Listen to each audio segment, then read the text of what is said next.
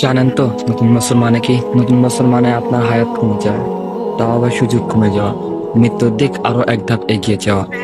প্রিয় ভাই ও বোন, কোনোদিন তাহাজ্জুদ পড়ার জন্য রাত্র জাগরণ করিনি, অথচ 31st নাইটের জন্য পুরো সপ্তাহে অপেক্ষা করি। পটকাবাজি, আতশবাজি, ফানুস বানানোর মতো অনর্থক কাজে লিপ্ত হই। একটু ভেবে দেখুন, মাটির নিচের মানুষগুলো একটি সেজদা দেওয়ার জন্য সাপোর্ট করছে, আর মাটির উপরের মানুষগুলো সেজদা না দেওয়ার জন্য বাহানা খুঁজছে। বছরে 365 দিন, 1825 ওয়াক্ত ফরজ নামাজ, 6205 টাকার ফরজ নামাজ, এভাবে আমার বছর কেটে যাচ্ছে। রাত শেষ হলেই আমার জীবনের একটি অধ্যায় শেষ। কতটি জুম্মা সালাত আদায় করতে পেরেছি, কতটি ফরজ সালাত আদায় করতে পেরেছি, কতটি তাহাজ্জুদ পড়তে পেরেছি।